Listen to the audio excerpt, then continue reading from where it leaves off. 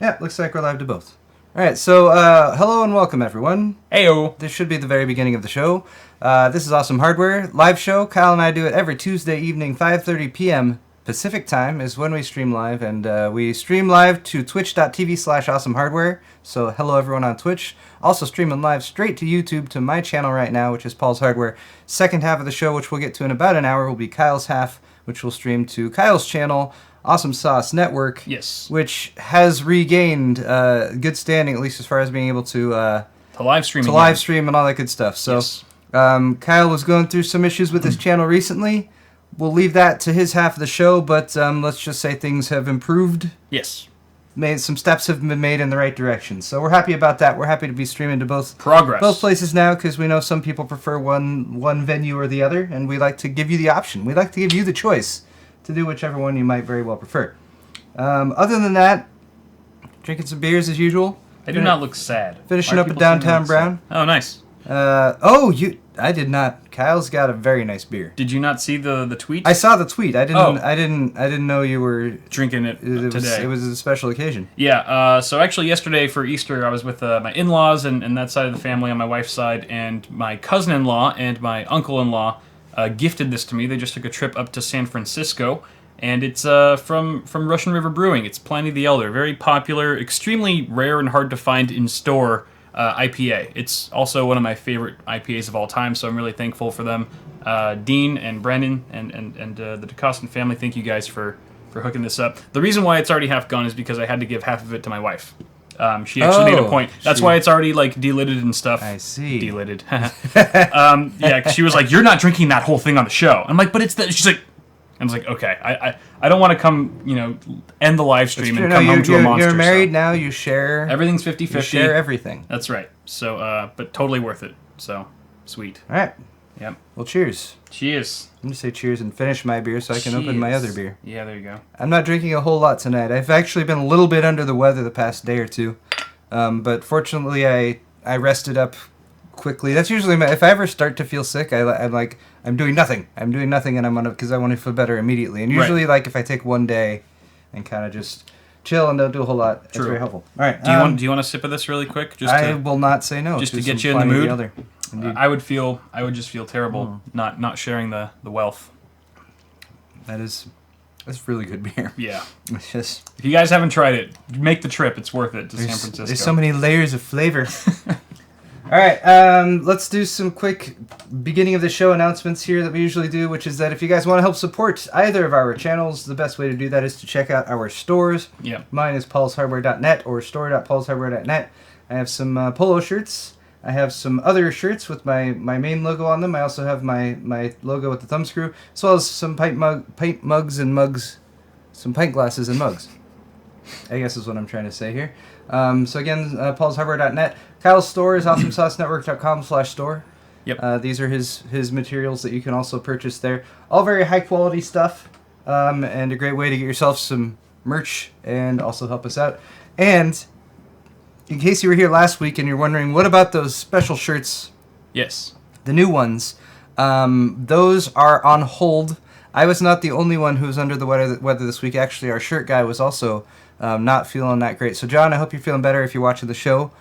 He works really hard, so we definitely do not blame him at all for having a little bit of time off to get better. But next week is when we should have the new shirts in, and we both confirmed on our designs, I think, right? Yes. I have still the very slight possibility of just modifying the text on mine. Mm-hmm. So if you go to my Twitter, there's a tweet about that. Do you already have the shirt colors picked out as well?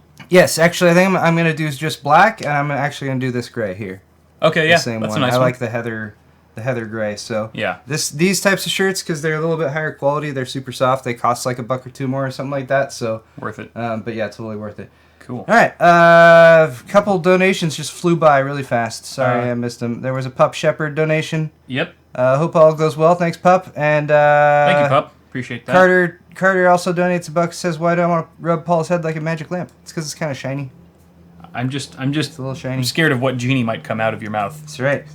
It's a dangerous and all-powerful genie. You'd make a good genie. If you were in the Aladdin Broadway, you'd make a good genie. Yeah. Really? I think it's just the baldness, and your wisdom, your infinite wisdom of And genies sometimes have yes, this whole that's thing going on too. see, you got the whole package. That might be a little. You're in the wrong industry, man. You're right. I should figure out how to capitalize on that. This will be Paul's last episode of Awesome Hardware before he treks to New York. Okay. Let's dive into my first segment. First segment is gonna be the VR update. The VR update, indeed. And is there much to update? There is some updates from this week. Some good stuff happened. Well, mainly the Oculus Rift. Actually, retail version finally shipped out to people. So there's actual people with the actual reviews and shipping stuff. model of the Oculus Rift. This is Ryan Shrout. Everyone go follow Ryan Shrout on PC Perspective. He's at Ryan Shrout on Twitter, and he kickstarted. Yeah, he was a Kickstarter. So. Right. He got the thank you Kickstarters version of here with the little thing on there. And he's been pumping out a lot of good content on the Rift lately. He has, indeed. Just really like kind of casual, like very just you're in the room with him, and he gives a lot of good insight on it. This is PC, so they do live streaming on pcper.com/live, and I actually watched a fair amount of this yesterday, which was their Oculus Rift Day 1 live stream, which I'm now watching an ad for. We don't have ad blocker on this computer anymore. No, we don't. We need to fix that. Okay. It can be a problem, though, sometimes when you're streaming. Every once in a while it can be. All right, so this is a 2-hour stream, so we're not going to show you all of it. They also set up... So this was like a very, like, they just got it. They pretty much set up a live stream. It's the audio. The audio is pretty decent. No, I mean... What? Are you intentionally They streaming? They can't hear the audio. Okay, good. They can only hear us. Just making sure. So yeah, they went through the setup process, and a lot of people have said the setup process is actually not too bad, like pretty straightforward, especially compared to some of the dev kits, which were a little bit more complex to set up. Right. They have a fair amount of Ryan standing with the Oculus Rift on and scratching his nose and looking around. And that was his verdict on the Rift. It's itchy. It makes my nose kind of itchy. Would have gotten a 9 out of 10, but They went through some of the tech demos. There is a Tyrannosaurus Rex down at the end of that hall. He looks pretty calm, all things considered. There's a Tyrannosaurus Rex headed straight towards him. Ryan! Ryan, move! What are you doing? He's shocked and paralyzed. Yeah. He's a deer in headlights at this point. He's He really lost is- all sense he really of is motor just- skill and comprehension. He's staring up at that. That's how immersive. Yeah. This is what they've done in many, many, many of the VR demos. Is they do that thing they like to do in 3D movies where they have something come right up in your face to try to get people to freak out or that kind of thing. Ryan's a pro. Ryan is a pro. He kept things. I thought it was an interesting stream. I mean, you had to bear with them because they were going through some changes from time to time as they were like switching between people and that kind of thing. I thought it was very thoughtful of them to have some pretty heavy-duty alcohol wipes that they were using to swab out the unit as they would switch between people. That is one thing I've noticed doing some VR demos on various headsets. Especially at conventions. Yeah, if you jump in right after somebody just took it off, you're kind of like, this is kind of warm, sweaty, slightly damp thing I'm putting on the front of my face right now. Those intense demos will make you sweat a lot. So yeah, so I don't know. They were talking a little bit about streaming from the Rift. So right now, I believe what they're doing is they're just capturing a single eye's display. Yeah. And they're displaying that on screen at the same time, and they're not able to do this with all of the different apps and demos that they currently have. Right. Like for instance, there's an Oculus VR kind of a.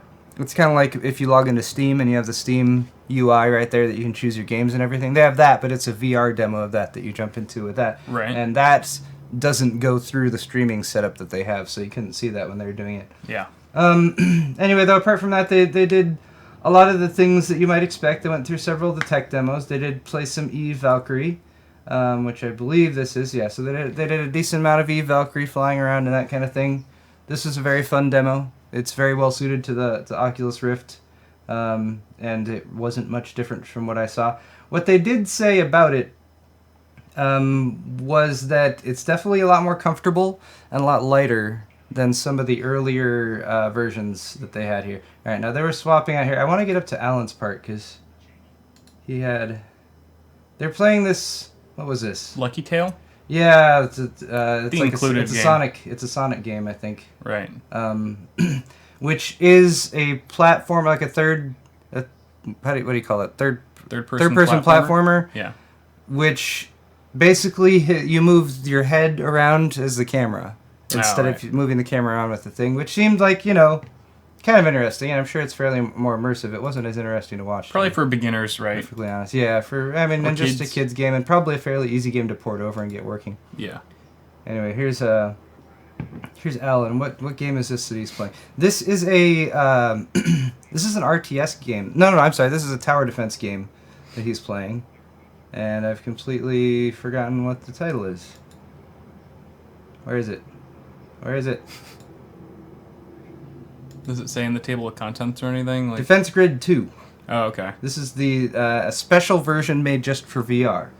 And here's a type of game where you wouldn't necessarily expect a VR like port of a game like this, right? It's tower defense. It's a standard top-down, fairly 2D-ish playing field. You got your creeps that come out of one side and go to the other, and you have to plant your towers in there.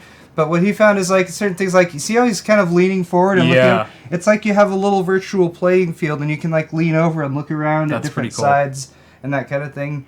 They had a few little hidden Easter eggs that they had scattered around that were like these little things, and he was finding by like searching around the map a little bit more. That probably just promotes the feeling of being like God, you can just kind of tower over and just zoom in by bending over. That was one of the little secret Easter eggs that he just picked up. Pretty cool. One of the cool things that you wouldn't necessarily expect with a VR headset like this, to just an item of convenience for this type of game where obviously the immersion isn't as big. You're playing on a tiny little map. You've got lots of UI overlay and everything. He's using a controller, like to activate commands and everything, like an Xbox controller. Mm-hmm. They have the layout of commands. Basically, it's in the sky up off to the right. And I don't know. He plays this for a while, so I don't know if I'm going to be able to catch when he looks up at it. But there's a few times where it's like, how do you press this button? And all he does is look up off to the right. Yeah. And there it is floating in the sky, the whole layout of the controller, so he can more easily figure out what's what. Don't have to go into a menu and pause the game. Yeah. Interrupt the gameplay. Yeah, that's cool. I wanted to find him doing that, but I don't know if I'm going to be able to do that again. This is a long video, so hard to pick out exactly what to show. Anyway, though, they played through that for a while. It was pretty fun. It was a cool experience. Again, PC perspective, guys, so they do tons and tons of really, really early adopter stuff. I mean, all the new stuff that comes out. So I highly recommend you guys check that out. Here's another level that he's playing. Shameless plug. Shameless plug. Well, trying to make sure if they happen to cross our show and they see us using their videos, they'd be like, well, we're at least giving them proper credit for it, right? Of course. Credit where credit is due. They do good work. All right. Another thing that they mentioned, and this was from a few of them who are active and have done lots of demos with different VR kits that are out, is they were worried about nausea or discomfort, getting sick and that kind of thing, and no one really experienced that. Nice. Ryan played the Eve Valkyrie, which is rated as one of the more intense games because you have a free moving ship and you can move your head around freely. So dogfighting in 3D space with no fixed up or down, that's gonna make people sick, even if it's perfectly simulated. So, but even with that, they didn't really experience too much of that, so that's pretty cool. Nice. Let's see, moving right along. Oh, where'd that go? I wonder if you could play games like that drunk. I wonder if that would affect... I don't know. Anything. I'm sure there's going to be no shortage of people trying out different ways. There's a segment idea for awesome hardware. Drunk virtual reality. Drunk VR face-off. Virtual drunkality. I need more beer here. You need an opener. Yeah, I do need an opener. I have one. I put mine away. Oh, nice. Use my NVIDIA GeForce opener because it's awesome. I had one of these. I gave it away. Shame on you. I got it at the same event. We were both at the same events, and I forget somebody wanted it, and I was someone desperately needed to open a bottle, and you were there to. I was like, "Here, you can have this," and now I forget who I gave it to. Just ask him for it back 3 years later. Take it back. Hey, can I get that bottle opener? It's a nice bottle opener. All right. So here's a roundup of Oculus Rift's kind of day one reviews. This is over on The Guardian, and they are they basically read tons of reviews from tons of different places, and they gave a synopsis here, which is kind of what I would do on the show anyway. So I'm just going to run down some of these. Again, articles are linked in the description on YouTube if you guys want to take a closer look at these, because there's lots of pretty good articles linked here. But common themes amongst all the articles include it's very comfortable. People are enjoying the comfort factor, although it's not eminently comfortable. Yeah. That is still a decent sized thing on your face. The setup process is much easier, and the sheer wow factor, just like people, I imagine, especially for people who haven't tried it before. Sure. It is pretty damn cool to strap on the VR headset for the first time and look around and all that stuff, especially with some of the cooler demos that are out there. Yeah. They have some of them that do a really nice job kind of highlighting the hardware and the mixture of hardware and software. The quibbles with it have been high price, of course. $600 for the Oculus Rift. Plus, you need a pretty damn good gaming PC that's probably going to run you well over $1,000 to live up to expectations. Yep. The launch lineup doesn't include some of the exciting Rift games that have been demoed. I don't know specifically which ones they're talking about there, but it's new, so games with VR support we'll see them start to trickle out more and more now that the hardware is actually available. Yeah. And there was a few odd complaints about motion sickness in some of the hardcore games, but that's one of the things that I'm pretty excited about is that people are maintaining is people really aren't seeming to get sick as much with these, right? As especially the earlier versions. So that's pretty cool. I wonder if you would get if motion sickness is something you could get used to. Like, if you played a lot of Valkyrie, you got really sick at first, and then you just kind of fought through it, and, your brain kind of adjusted to it. In that case, it would be like a perk. Like, that's actually more of a realistic game. Because that's probably what you would experience if you were actually dogfighting. You have to get used to, the G-forces and stuff like that? Yeah. You're right. It's just more, it's more real virtual reality as a result of that. It just blows my mind. It does. It's cool, though. Okay. A few specific comments or quotes that I pulled out of this article here. And again, these are from other sub-articles. So, Addy Robertson, or Addi, A-D-I, how do you pronounce that name? Addy? Addy. I think, Eddie? Addy Robertson, anyway, from The Verge. He noted that VR feels like an addition, not a transformation for the first crop of games. So, supplemental, I guess. Mm-hmm. Peter Rubin from Wired said, "The many technical issues that have plagued VR over the years, latency, image smear, judder, are, if not gone, imperceptible." It's pretty high praise.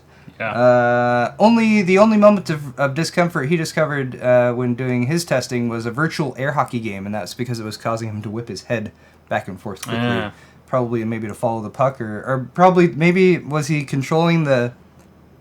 If you're controlling the puck hitter, yeah, whatever it's called. What is the puck hitter called in air hockey? It's not a hockey stick. The puck pumper. The puck hitter. The pucker. It's just a pucker. The puck hitter. The puck hitter. Sure. What? How do we not know that they call it a stick? I don't know. It's not a stick. The paddle? The paddle doesn't seem like a paddle. What is the? I don't know.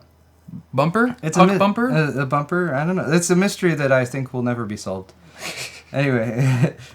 So yeah, that's the only thing he mentioned. Engadget's article pointed out that it's expensive. Still something to bear in mind. I feel like people who are watching our show are much more likely to already have the PC hardware in hand, which makes it less of an investment. Still though, I mean, that is definitely something to consider. It's just, you're probably going to drop $2,000, give or take, to get yourself in on this if you don't already have some stuff going on. Right. Ben Kuchera from Polygon noted that it can be cumbersome for glasses wearers. This is something that they mentioned a little bit on PC Perspective as well. Of the headsets that they've tried between Rift Vive and PlayStation VR, the Rift definitely seems the more difficult to put on with glasses or to take off with glasses. I definitely had this experience, especially if you have it on and the glasses are on there and you get used to it. Yeah. And then you go to take it off and the glasses come off with it. Yeah. Or a much more likelihood of lenses fogging up. Like your glasses, you have to worry about the screens fogging up a little bit, but your actual glasses lenses fogging up in there. That's kind of funny because for the last year or two, I've just been wearing glasses 100% of the time.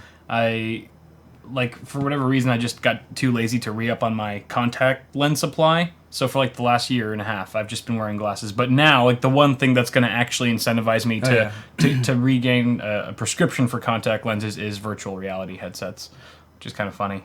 Never thought that would be the thing that, I will probably do that too. I'm kind of in your same boat with that. I have contacts, but I wear them very rarely. Yes. And by the way, it's called a mallet, the thing that you hit mallet? the thing. Yeah. Well, someone in chat knew that. That makes perfect sense. Confirmed it here on Wikipedia. All right. Intuitive. Just a couple more quick quotes here. Ben Lang from Road to VR, which is this website dedicated to VR. We've done some articles from them before. He says he thinks it will really take off when the touch controllers launch later this year.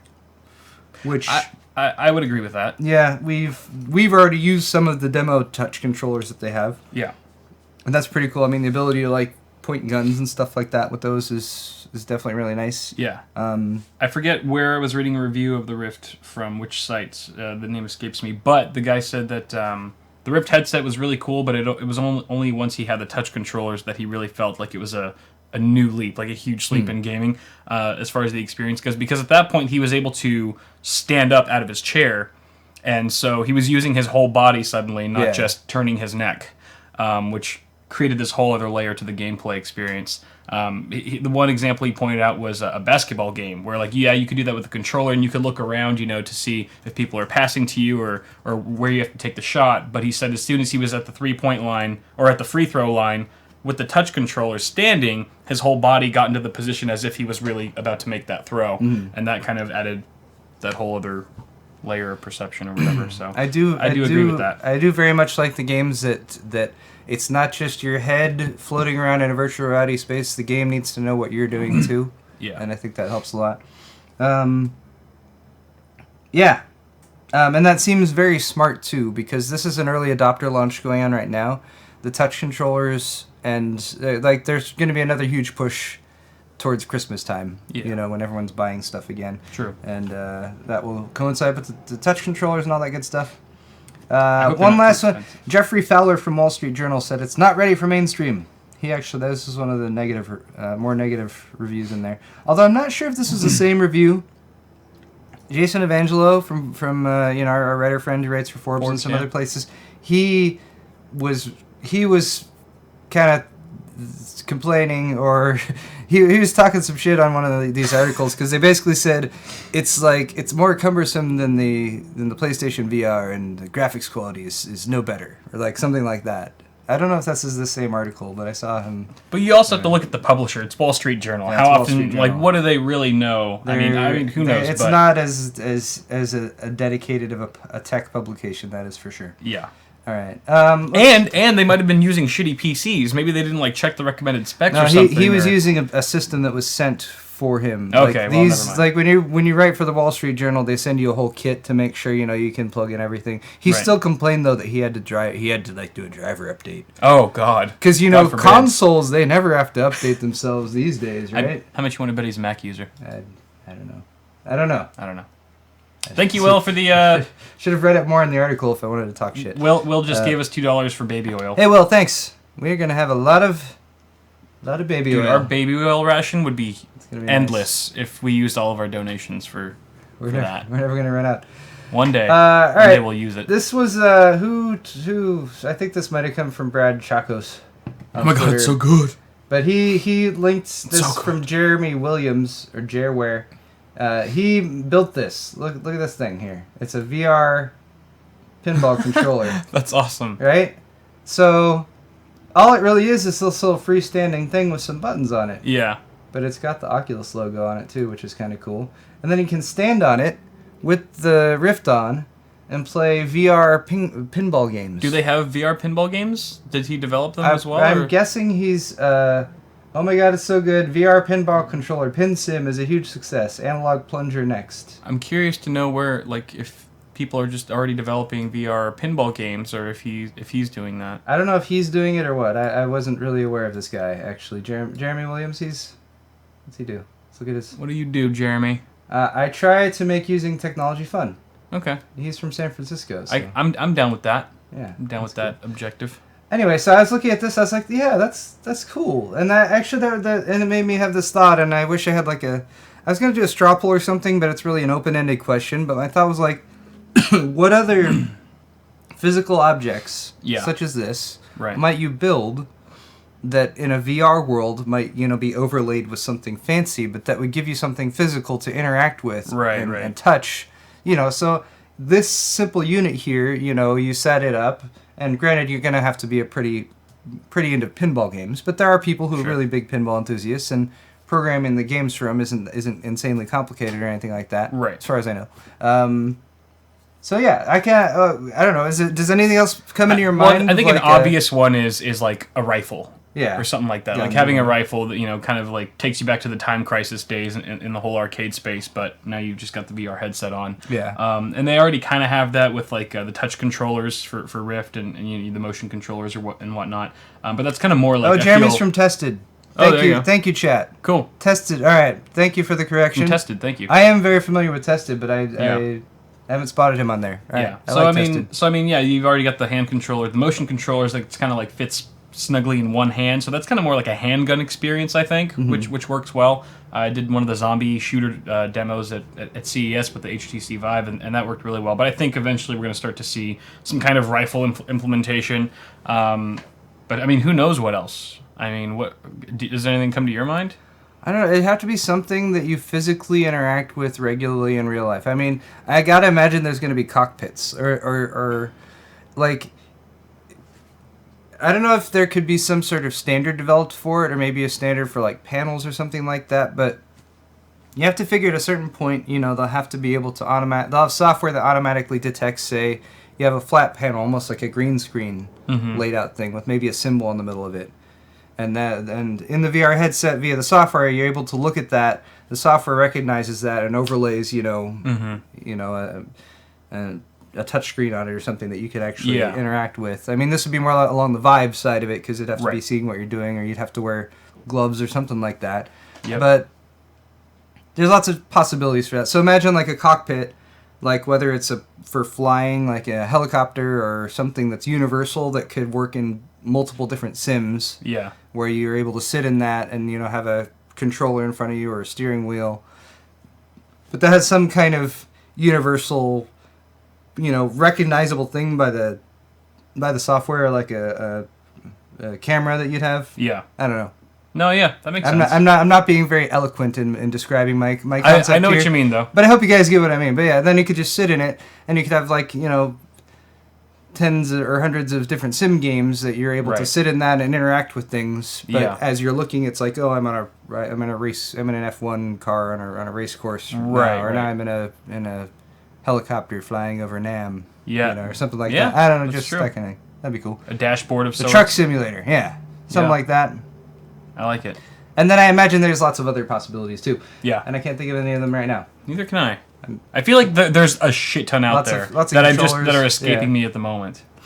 All right. Possibilities are endless. Let's move on to the next thing. This is actually so we talked a little bit. I think this was last week, possibly the week before, about Ready Player One, the novel. It's being made into a movie produced by Steven Spielberg. Might be, I think, directed by Steven Spielberg. I think so too. Yeah. Anyway, we were talking about VR, and I was talking about the headsets that they wear in this fictional story, which basically have projectors that fire lasers that draw light directly onto your retinas. Yeah.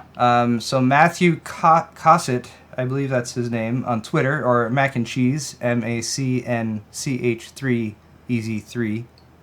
Rolls off the tongue. In case anyone wants to know specifically. I don't have the tweet here, but he tweeted this over to me, which is a product that was kickstarted recently, called the Avegant Glyph.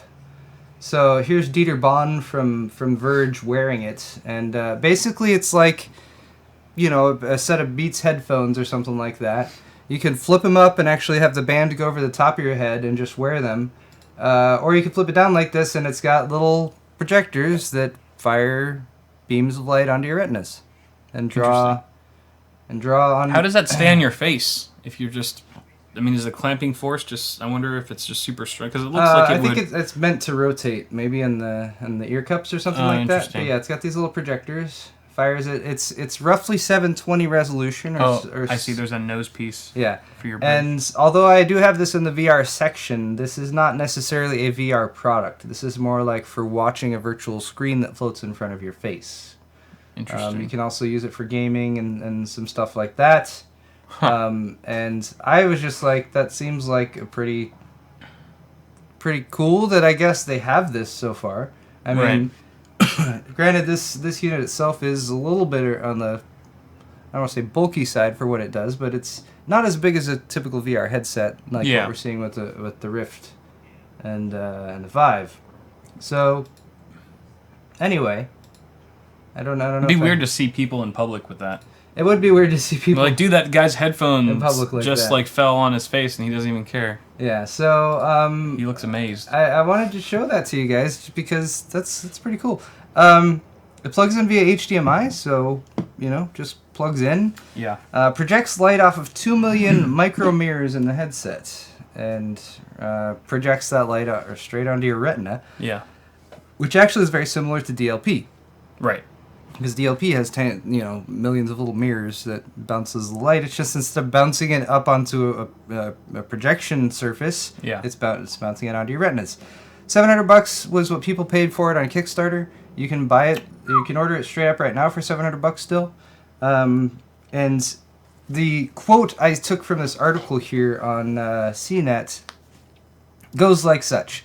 The Glyph's display, because this is what you're really wondering, what does it look like? It looks like, from what I understand, because they can't really show you, it looks like you have a floating TV or just image directly in front of you for playing standard 16:9 images. Okay. It might not be a screen by Avegant's description, but it looks and feels like one. Almost like a movie theater, actually. There's a sense of a box in the headset and the display being a little bit farther off. The display feels about the size of a 13-inch laptop in my lap or my 5-inch phone held close to my face. So, that. Right. He said, but it's bright. It's very bright. Colors are amazingly vivid. Light pops. Feels much brighter than an average MacBook or iPhone display. Sometimes it feels so bright that after I take the Glyph off, regular screens seem dull. Interesting. Yeah. So this isn't really for gaming, it's more for just content This is for playback. this is for content media. playback. I see. And gaming in the traditional 2D sense. Okay. And that kind of thing. But yeah, I still thought it was a pretty cool product, and hopefully, that this technology is already there right now means that they might advance it to some point, and perhaps, there could be a VR headset in the future based on the same type of technology. Yeah. I'm guessing this interfaces with your PC? It's HDMI, so Oh, okay. whatever you can send a signal to it with HDMI with. Yeah.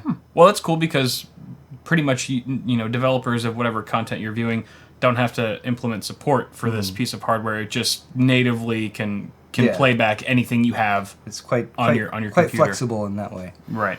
And thank you, by the way, Yes. Tamerlan, for the donation. Appreciate it. Yes, thank you for welcoming my channel back into good standings. I do appreciate that, sir. Indeed. Yeah, it's good shit. Much It's obliged. Good to be back. All right, one last story here, and I only have 3 segments today. I feel like I already said that, but I'll say it again because they're longer segments. One last thing here about the PlayStation 4K. Have you heard about the PlayStation 4K? Is it the 4.5 or is it the same thing? 4.5 AKA or whatever? the PlayStation 4.5. That's stupid. Which is stupid. It's stupid. Nobody wants it. Nope. All right, so That's why we're talking about it. Sony does have a PlayStation 4K or a 4K capable version of the PlayStation 4 in production. Well, not in production, but in development. Mm-hmm. It's supposed to come out in October. Yeah. Sony will not stop the production of the original PS4 upon release of this newer one, so that way they can charge more for it. Of course. Just the ever-growing, money-hungry. It is likely both consoles will share the same software catalog. The goal here with this new one is to compete with high-end PC-based virtual reality. So what they're realizing is no matter how good they make the PSVR, still limited. It's still very limited by the current hardware and the PlayStation 4, so they have come out with this solution to get it more towards what the PCs will be capable of. Yeah. Which makes sense. The PSVR is going to be a 1920 by 1080 OLED display, which is still significantly lower resolution than the Rift and Vive, which is 2160 by 1200. Right. But having the upgraded hardware will help them to compete a little bit more in that area. Jay Dickinson, thank you for your donation, sir. Much obliged. Ayo. And also, DIY LASIK kits are dangerous. So this will allow the PlayStation 4.5, or whatever it is called when they launch it, to output at 4K resolution. Right. Will games still run at that? Who knows? Yeah. Some of them might. Probably a lot of them still will do 1080. Yeah.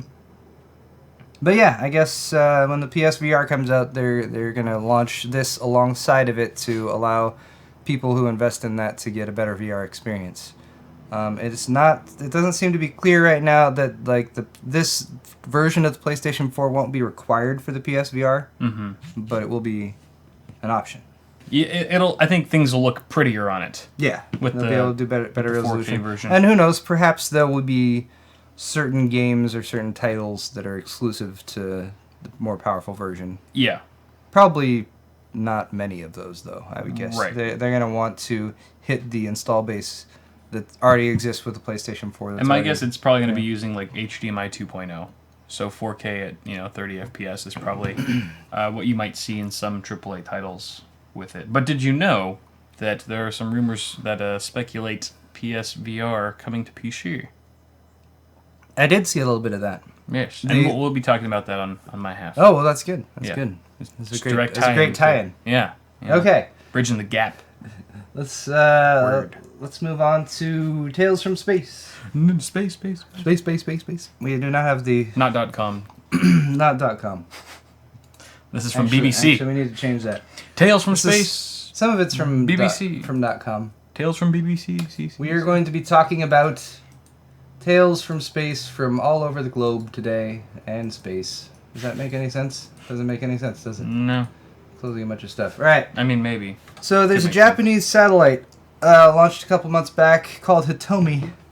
This is it right here, and it's in some deep doo-doo right now, unfortunately. Ooh. Look at it there, looking all... Why is it that's, like... Looks like something Matt Damon made in The Martian. Yeah, but also satellites, I know this all makes sense, like the stuff they have on here. It all makes sense. But they still look like it's from the 70s or something. Well, it looks like it was wrapped with Christmas wrapping. Yeah, with tinfoil, cheap Christmas tinfoil paper, like the gold foil stuff. Child's play. Anyway, that's all for fighting off aliens or something like that. Anyway, point is, they launched this satellite, right? And it was doing okay at first. However, it's currently facing some dire circumstances in that... well, first off, let me tell you what the satellite's actually for. It was designed to study energetic space objects, which sounds fun. Energetic space objects? Yes. Okay. Like supermassive black holes, neutron stars, and galaxy clusters by observing energy wavelengths from X-rays to gamma rays, which is really the most exciting stuff to be studying in space, I feel like, is the energetic space objects. Not like the boring non-energetic... What is it? What would a non-energetic space object even be? Rock? Just a rock. I guess asteroids. Yeah. That's what the... Anyway, here's a chart. Charts are fun. On Saturday, the U.S. Joint Space Operations Center, which tracks space debris, tracked 5 small objects around the satellites.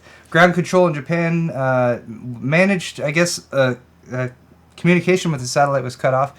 Ground control in Japan managed to reestablish communication. See all these dots right here? Those are important.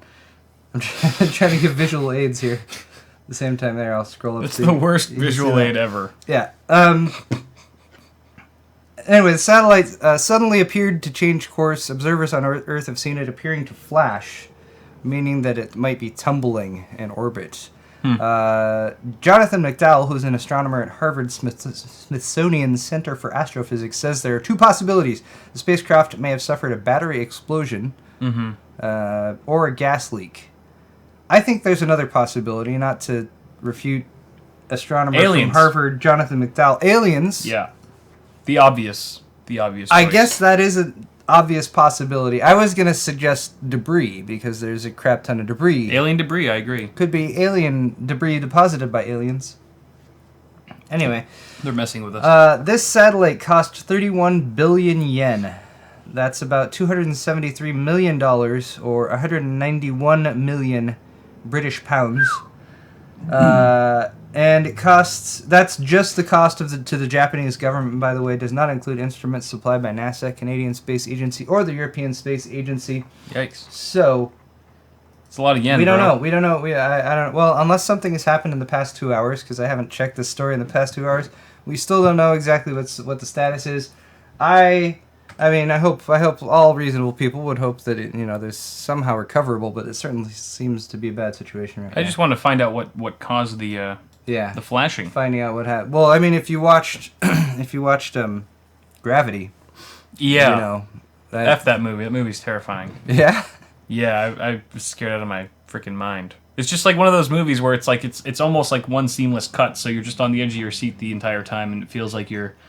I'd like to see that movie in VR. That Hot would damn. that would be cool. Hot damn. VR I'd like to see movies? Sandra Bullock in VR. You know what I mean? Isn't she like... She's a nice lady. She's a nice lady. Oh, she real nice. I just love how respectful you are. Yeah, I was... She's a nice lady. Sorry, I totally veered. She has a family. I totally veered in the politically correct direction there. All right.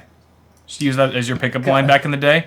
You're a nice You're lady. a nice lady. You're- How do you think I met my wife? I was like, hey, you're... No. I'd like to treat you respectfully. Nowhere to go with that. Can we do a hashtag Paul pickup lines? Please start trending that. We probably Needs could. to happen. They'd be very thoughtful, Do it, guys. considerate. Start trending Paul pickup lines right now. Why is it so hot in this room? Yeah, should I turn it on? Yeah. Yeah, it's a little. Sorry guys, it's burning up in here. Woo. It's supposed to be cool in California today, but it's very warm in this room. It's the house insulation here. My grandparents also are from Thailand, so anything that's like below 85 is freezing. Oh yeah. So they're like, "Oh, we gotta crank the heater." I'm like, "Dude, it's summer in SoCal." They're using the heater downstairs? No, I don't know if the heater's on, but they definitely don't use the AC as often as they could. Oh, it's so much better now. All right. Just instantly. Pickup lines are flying fast and furious in chat. That's all right. I'm gonna move on to my next Excellent. space story about NASA. Yep. Look at NASA. They are upgrading their launch system software. Isn't this exciting? Space Totally. software, because you know I'm hard. I'm kind of excited as well. Yeah. Well, see, here's the thing. Rockets are complicated, and they have very complex software. Are you saying it's not rocket science? It's not quite... Or that it is rocket science? Jeez. Yeah. Who And knew? they have very complicated software that monitors like the different parts of the rocket and all that stuff. Yeah. And that can do stuff like automatically, cancel the shutdown, or can shut down the launch of the rocket. I'm waiting for it to cool off in here. Words. Anyway, Heat. it can shut down the launch of the rocket at the last second, is what I was trying to say.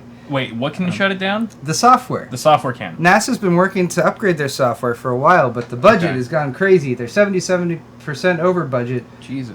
Initial budget was $117.3 million. Now the estimates are $207.4 million. Do they even have a real budget? Don't they just? No, they do. Can they just I'm keep at- taking out loans from the No, government? they have to get their budget approved by Congress. Yeah. Moreover, the Inspector General criticized NASA for not adopting cheaper, commercially available launch software already used by Orbital ATK and SpaceX to launch their rockets. Because SpaceX already has software that SpaceX has developed Yeah. that launches rockets. I'm reading this article. It was weird, but I was really, really reminded of work that I used to do back when at Newegg, before we even did video or anything like that. Yeah. Because I worked a little bit with the software that they had, and they had some homegrown software. And Homegrown. anytime you have software, and I'm not a coder, I'm not a developer, but I understand some of the basics of it, and it's like the way the article is describing this is they're trying to take like 3 different types of software and kind of duct tape them all together, Right. and make them get to talk to each other and all that kind of stuff. Yeah. And it sounds messy. I don't know that. I'm definitely no expert on this field. But that sounds. But based on my experience, if I had heard this plan, however long ago they originally decided to go for it, I would have said, don't do that. Just make a new one. Build new software from the ground up. Cause, Sounds like they're being lazy, but sometimes the laziness can make things even more difficult. well, I mean, Or they're trying to cut costs. What you or probably something. have is people like, oh, we'll cut costs by just licensing this already existing software that does this, Yeah. and licensing this software that does this, and licensing this software that does this. But Yeah. they need it all to communicate and work together. And when you're doing something like launching a rocket, where everything is just needs to be insanely precise and everything, Just a little bit. it adds more complexity, and then everything sucks. NASA's yeah. dumb. NASA, They're stupid. They're dumb people. they made a bad decision in this circumstance. Yeah. It seems. Okay. They're dumb. United Launch Alliance executives. Here's some space drama. You like space drama? Hey! All right. So ULA, this executive at ULA. ULA is the United Launch Alliance, by the way, which is a cooperative effort between Boeing and Lockheed. Obviously. And they have held... Really? No. That's obvious? No, It's no, not I'm even- totally being Okay. sarcastic.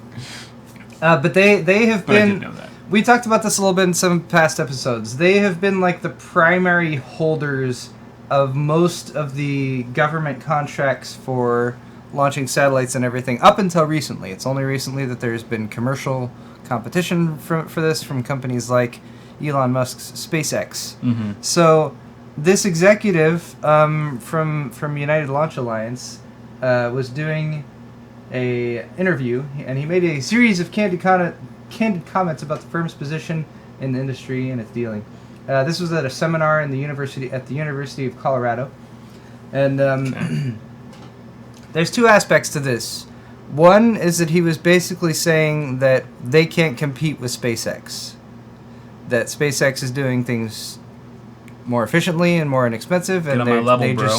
They just can't meet the cost. They can't bid the same amount. They can't bid as low as SpaceX is bidding on these contracts because of what SpaceX is doing. Right. There's another aspect to it in which he was comparing rocket makers Blue Origin and Aerojet Rocketdyne to two fiancés that the company was wooing simultaneously, claimed that ULA had refused to bid against SpaceX for government contract because of fears it would trigger a cost shootout, and his description of these competing contractors as a super rich girl and a poor girl that ULA is stringing along with planned rehearsal dinners and all the rest. And that caused some upset because this is apparently still a very male-dominated industry, and this is Right, of course. exclusion of women and all that. You can't get away with saying anything these days. No, you can't. Jesus. But anyway, more to the point was he was very upfront about, like, look, we can't compete with this because we're working in entrenched systems that have built-in costs that can't be streamlined. Yeah. And anyway, he has now resigned. At least they did that. They didn't just fire him. Yeah. They're like, you'd better resign. It's Right. like, I don't want to resign. You'd better resign. Yeah. Leave with some dignity usually at how it least. goes. Anyway. All right, one last thing here, and this is Drama.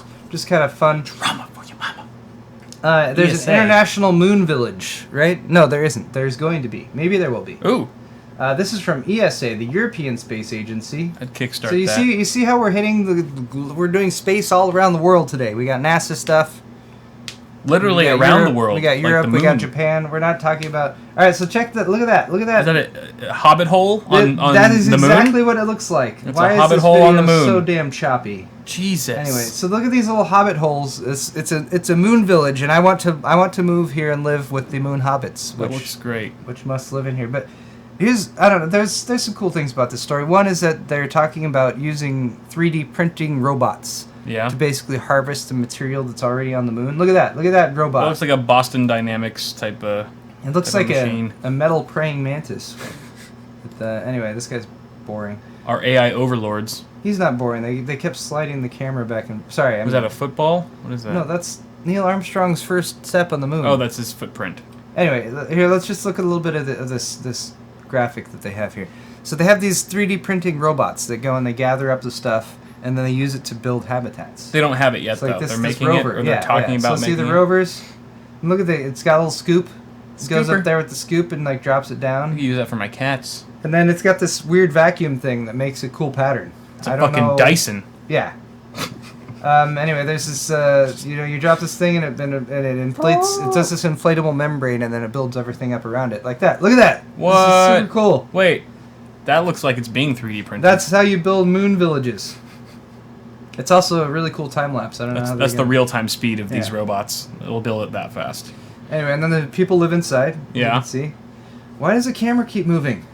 What? Johann Dietrich Warner. It keeps it moves to one side and then all right, we've moved all the way. Let's move back. This Now we're is- gonna move back the other way. This is how dramatic this We're is. moving back the other way. But This obviously this man talking is not exciting enough. We need to move the camera back and forth. Gotta Okay. throw some action in there. Anyway, Okay. I just thought Moon Villages was kind of fun. Yeah. Right. I like that. And European Space Agency, right? We can't forget about them.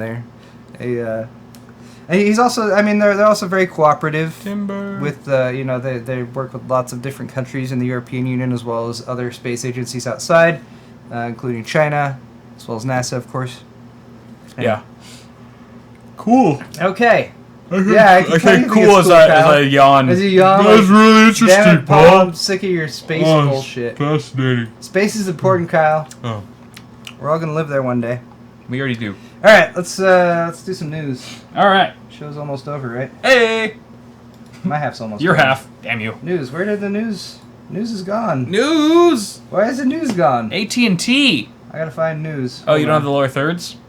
No, it disappeared. I'll set up. There it is. There it is. It's back. You're good. Must That have was- got- that must was have a gotten moved struggle. or something. All right. Crisis. First off, something for people to get pissed off about. This is from DSL Reports, which is apparently a website that writes articles to piss people off about how DSL sucks. Yay. Which, I guess if your Kinda website's does. called DSL Reports, what else are you gonna do? Yep. AT&T in this particular case wants $100 million from California taxpayers for aging DSL lines. Now, granted, this one jumped out at me because I'm from California, but also AT&T keeps trying to pull this kind of bullshit.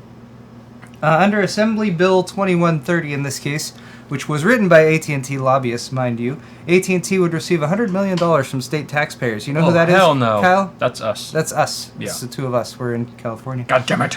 In return for this $100 million subsidy, AT&T would need to provide 10 megabits per second down, 1 megabit per second up Bullshit. speeds.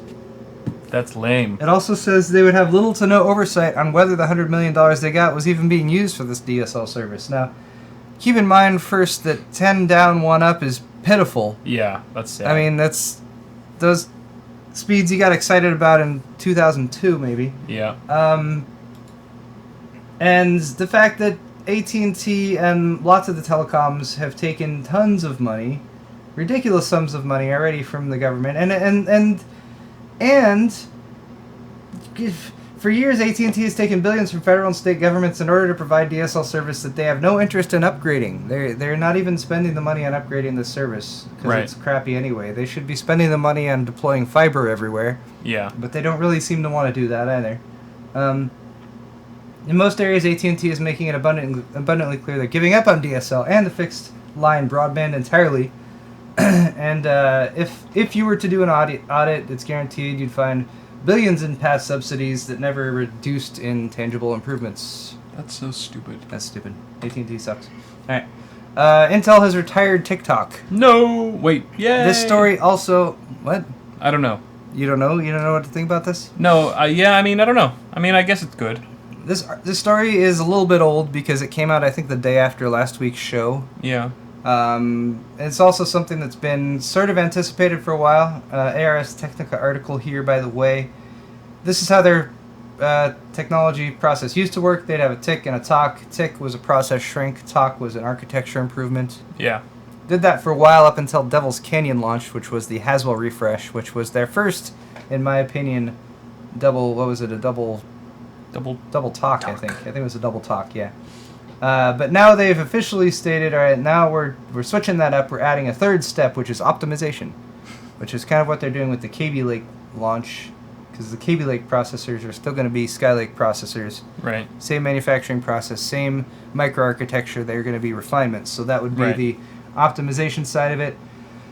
Then presumably they go back to process down to 10 nanometer and then architecture optimization and so on and so on. So are they adding a third stage because it's becoming increasingly more complex to... I'm sorry, they're at 10 nanometer. What are they going to next? 7? 7, I think. 7, I Yeah. believe. But it's becoming more complex the smaller that they shrink the node, correct?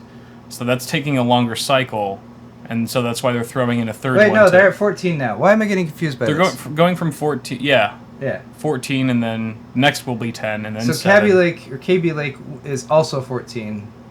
Following that, all right. Cannon Lake is going to be 10. Right. Yeah. All right. Sorry about that. What were you asking? Because remember they got held up really badly with Broadwell going to 14 nanometer, and so I think that was when they realized, oh, frickin' hell, we can't keep up the Tick-Tock cycle Yes. anymore. Because as they shrink the node, it becomes increasingly difficult to manufacture that that new process. Yes. So the two main contributing factors here, and unless you're a fly on the wall in Intel board meetings, it's probably difficult to say how much of each is influencing it. One is, like Kyle was just saying, the difficulty in simply maintaining yields in production with the smaller process nodes. They had a lot of difficulty at 14 nanometer, and as they make it smaller, things are just getting more difficult. So that is the more legit reason behind it. Second reason is lack of competition from AMD, who currently doesn't have a actually new CPU architecture in a good 5 years. Yeah. Who knows if Zen launch will change this? We've said this many times before. I want to move on. Okay. Here's a fun one. This is an Indiegogo Kickstarter.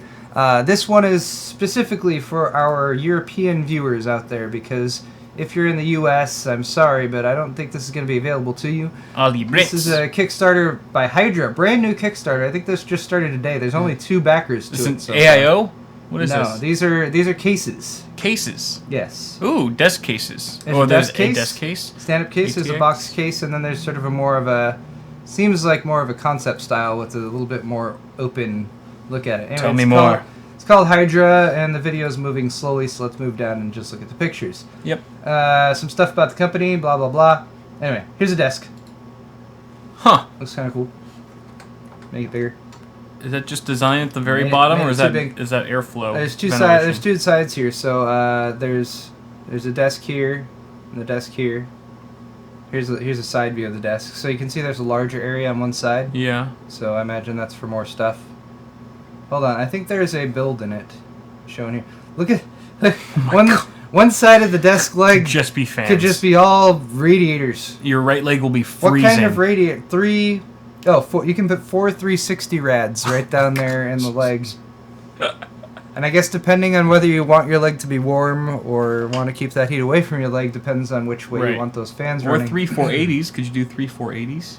If you went, probably not. I don't know. Probably just goes. If that's not enough, you can do another 360 up here, a 480 over on the opposite side, up to 12 3.5-inch drives, up to 16 2.5-inch drives. Oh, that drop down here is for cable management. It looks like you've got some optical drive bays. Are those optical? Or hot drive? swap. Or maybe hot swap bays or something like that. Anyway, here's a virus mod by Yuri Gabrielli. That looks pretty sick. In one of the prototypes. Wow. It's like some Tron very shit. Modified and all that cool stuff, but certainly looks quite badass. I like how they're showing a completely modified version. Yeah. And not just like what it looks like out of the box. But I guess the idea here is if you're investing in something like this, you're probably going to be a person who really wants to customize. No, I'll be out of money by then. Yeah, that's true. Paying for this thing in the first place. It's not as expensive. It's not as expensive as I thought it was. Actually, possible. How much is it? I'd say like let's say like $600. The desk. Oh, okay. Well, what? It's more than that. Oh. The desk is 730 euros for an unpainted one, or 800 euros for a painted one. Painted? You have to pay extra for paint? Well, because a lot of people don't want paints because they want to paint it whatever color they want to paint it. That's so providing an unpainted option is preferable to people. You don't have to get the unpainted version. I'm quickly understanding the niche of this product. All right, 700 euro is about $800 US. $800, all right. Or 900 if you get the painted version. Okay. Next is the DEF CON 1, and this one's a little bit more of a standard case, as you can see. However, it is a flipped case, so inverted motherboard layout, as you might be able to tell since the window's on this side. But look, there's a window on this side too, Kyle. And it's... Why is that? It's got vents. What is that? Because... Wait, that's on the cable side? 240 millimeter right at the top. That would be on the cable side, because that's why. So... There's not as much space on the...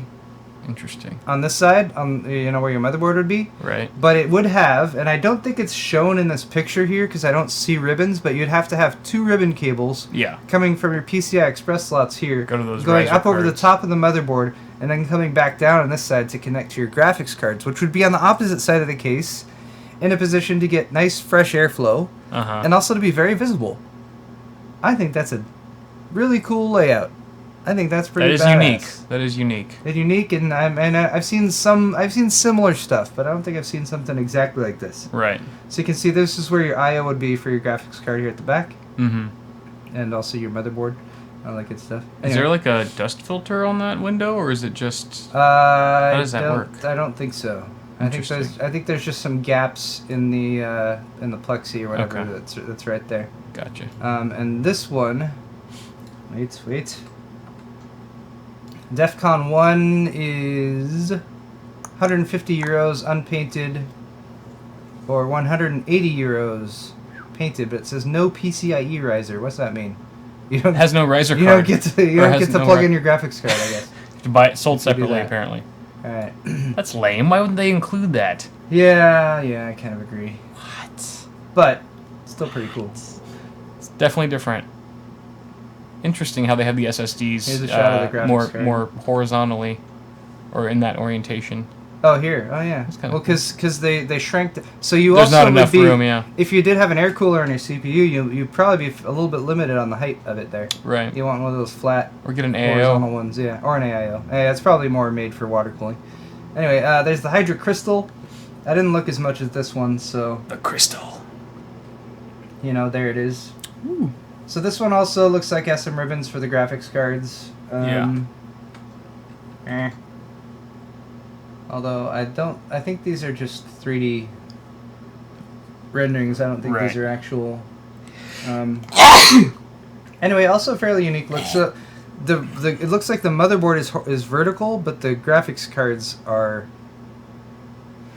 also vertical. Also vertical, whereas they would normally be perpendicular. Yeah. Kind of cool. ATX power supply, all that good stuff. They're fans of that the PCIe riser card. They are. Apparently. Anyway, let's see the NR01 Hydra. Also, this one I didn't quite get as much. This one seems much more open. I don't think it even has a housing on this. I think it's just very open. Yeah. As far as I can tell, almost like a test bed to some degree. Anyway, NR01. Yeah. Big old housing for rads and stuff, though. It's kind of cool. I think you're making me sick. What? I am? Yeah. Why? Because I just sneezed. Oh, I blew everyone's ears out. Sorry. You can blame Paul for that. All right. We're like, hey, Kyle, I'm kind of sick today, but I'm still cool to do the show. Well, I didn't want to I didn't want to disappoint anyone. Except me. Okay. Last story here. What's up, Kyle? Story here, and this is just a follow-up on one of the stories we talked about. Oh, look, I hate these people. Oh, it's Mom and Dad. San Bernardino gunman's iPhone. All right, I don't want to show that picture. iPhone, Apple thing, the FBI Apple thing that's been going on for several weeks now, and we've talked a lot about we really agree with Apple and what they're trying to do with this. Basically, after all that nonsense, the FBI went ahead and did it themselves. Yeah. And that's that. So one, we know they're kind of full of crap going to Apple in the first place, and they were just trying to use the political situation in order to force Apple to create a compromised version of the operating system for them. Right. They went around it and did it themselves. Yeah. And now it's kind of a weird flip situation because Apple kind of, according to the article, now wants the FBI to say, like, how did you do that so we can know and patch that up? Exactly. That security vulnerability or whatever. And do you think the FBI is going to be compliant with them at all? Who knows? I don't know. Probably not. Probably not. Anyway, though. So that's yeah. Yeah. So that is all for my half of the show. Cool. I think that's a good time to wrap things up. Thank you guys for watching. If you're watching this on YouTube and you want to hit the like button, we would be much obliged for that. Yeah. Stay tuned if you're watching live because we'll be doing Kyle's half of the show in just a few short minutes. Very true. Yeah. Oh, Johnson's. Yes. I don't know if we have any. I do not. You do not. Everyone hates me. I've had... Oh, you got I need one. to follow up on that. I do have one. Who bought a shirt from Paul and not from me? A few. I hate you. Jared Johnson. I hate you, Jared. Johnson for Jared. He got the white logo. Anti-Johnson. The white logo on the tri-blend, which I think is the same as this one. Nice. Yeah, it's a good one. That shirt's better. Except that's just my standard logo. Actually, I don't even have one of those shirts yet. Damn it. So, all right, Jared. Thank you so much, sir. Hope you appreciate that. Just imagine a fan walking up to you. What do you think of this shirt, Paul? Like, I don't have one. I don't even have that. Can I feel it? Can I feel my own shirt? All right, cool. Well, thanks, guys. It's been fun. Stay tuned for side B coming up really soon. Yes. Time to pee. We'll be right back after we take a pee break.